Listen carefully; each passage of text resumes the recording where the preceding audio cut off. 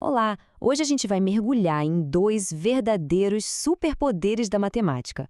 São duas operações que pegam aqueles cálculos gigantes e complicados e transformam em algo bem mais simples e elegante. Vamos lá! Sabe aquela situação de ter que multiplicar o mesmo número várias e várias vezes? É uma tarefa que, além de repetitiva, é um prato cheio para a gente cometer um errinho no meio do caminho, não é verdade? E se eu dissesse que existem atalhos para isso?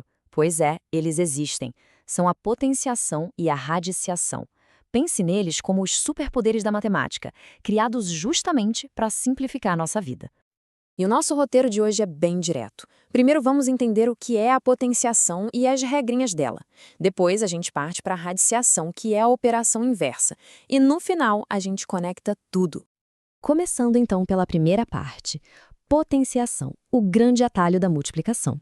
A ideia por trás da potenciação é super simples. Em vez de ficar escrevendo uma multiplicação enorme, tipo 5 vezes 5 vezes 5, a gente usa uma forma muito mais curta e, olha, muito mais poderosa de mostrar essa mesma conta. E a gente escreve assim: o número maior, embaixo, o A, é a nossa base, é o número que a gente vai multiplicar.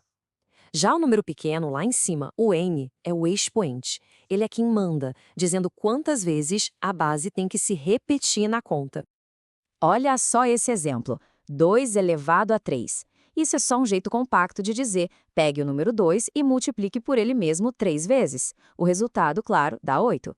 É uma ferramenta que simplifica tudo na hora. Agora, vamos para a segunda parte, as regras da potenciação. É aqui que a mágica de verdade começa a acontecer. A primeira regra é sobre multiplicação. Se a gente está multiplicando potências que têm a mesma base, é muito fácil. Basta manter a base e somar os expoentes. É um atalho incrível que evita fazer um monte de contas. E para dividir, a lógica é bem parecida. Quando a gente divide potências de mesma base, a gente mantém a base e subtrai os expoentes. Simples assim. Tá, e o que acontece se a gente eleva uma potência a um outro expoente? Fica mais fácil ainda. A gente mantém a base e só multiplica um expoente pelo outro. Ok, agora vamos dar uma olhada em duas propriedades que são super importantes. Elas podem parecer um pouco estranhas de primeira, mas são a chave para resolver um monte de problemas. Essa aqui pode parecer que não faz muito sentido, mas é uma regra fundamental da matemática. Qualquer número, com exceção do zero, elevado a zero, dá sempre 1. É uma regra de ouro. E um expoente negativo, o que ele faz? Atenção, ele não deixa um número negativo. O que ele faz é indicar o inverso. Um número elevado a um expoente negativo é a mesma coisa que 1 dividido por esse número elevado ao expoente positivo. Agora, vamos virar a moeda. Se a potenciação é como construir algo, a radiciação é como desmontar. É a sua operação inversa. Então, o ponto central é esse. A radiciação basicamente responde à pergunta: qual foi o número que, elevado a uma certa potência, deu este resultado aqui? É como se fosse o botão de desfazer da potenciação.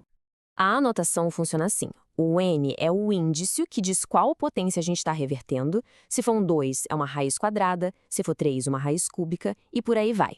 E o A é o radicando, o número do qual a gente quer achar a raiz. E aqui a conexão com a potenciação fica muito clara.